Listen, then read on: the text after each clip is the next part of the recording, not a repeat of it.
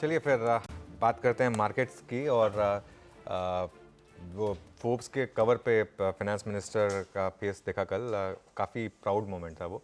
उसको एक वो कवर को निकाल के ना फिर चलाएंगे उसको अभी बाद में उसको।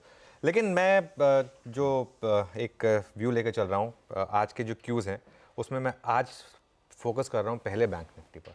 क्योंकि निफ्टी पर तो हमारा एक व्यू है कि अब इस बार हम 22,000 तक जा रहे हैं, लेकिन बैंक निफ्टी में मुझे लग रहा है कि जो हमने टारगेट्स लिए थे सारे के सारे अचीव हुए। मुझे पता है कि परसों आप थोड़ा सा नर्वस थे जब मैंने वो व्यू लिया था, वो ऑल टाइम हाई का उसी दिन वाला वो चला। कल भी आपने, कल मैं एक्चुअली थोड़ा सरप्राइज था। कल मुझे लगा कि थोड़ी और रैली होनी चाहिए थी। मैं 500 पॉइंट की रैली से खुश नहीं था कल।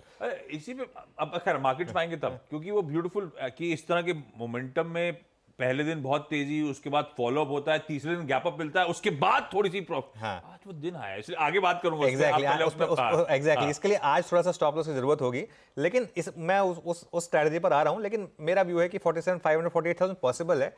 अच्छा, कल फिन निफ्टी की एक्सपायरी थी, उसका शायद थोड़ा इंपैक्ट आ गया था। लेकिन आज मुझे लग रहा है कि 47,500 तो आना चाहिए। 48,000 आएगा या नहीं आएगा इसमें थोड़ा डाउट है। मेरा मन कह रहा है कि आएगा, लेकिन फिर भी एक बार स्क्रीन पर देख लेते हैं।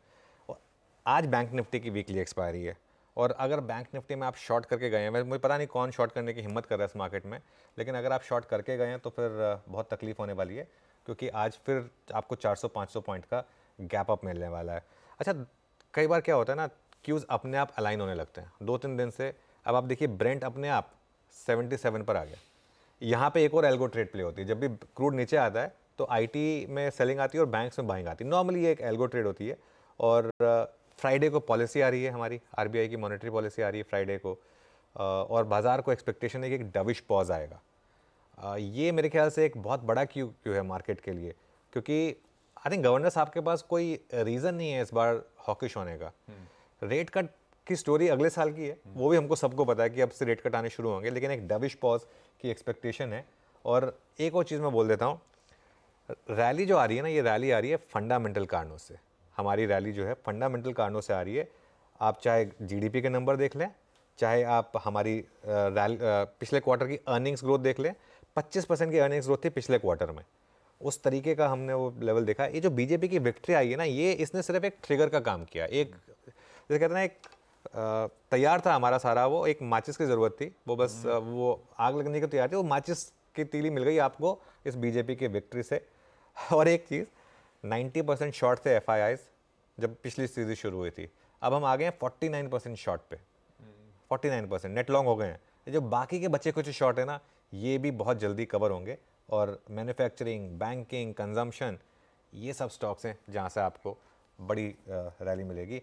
एक चीज़ बस मैं ऐड करना भूल गया था, आईसीआईसीआई बैंक और एचडीएफसी बैंक के डिलीवरी वॉल्यूम्स 2 दिन में क्या शानदार डिलीवरी बाइंग हुई है। कल की डिलीवरी बाइंग एचडीएफसी बैंक में 2600 करोड़, आईसीआईसीआई बैंक में 1600 करोड़, और 2 दिन में इसका डबल। ये रीज़न है मैं कह रहा हूँ कि 5,000 करोड़ की रोज़ की एफआई बाइंग होगी। और देखिए, हमने पता नहीं, मेरे ख्याल से जो आवाज़ के साथ जुड़े हुए हैं, मेरे ख्याल से इतना पैसा बनाया होगा उन्होंने। कल मैं और नीरज जी यूट्यूब लाइव देख रहे थे, लोगों ने बहुत पैसा बनाया इस बार, और उस चीज़ की हमको खुशी है। और कहते हैं ना, अच्छा सोचो सब अच्छा होता है।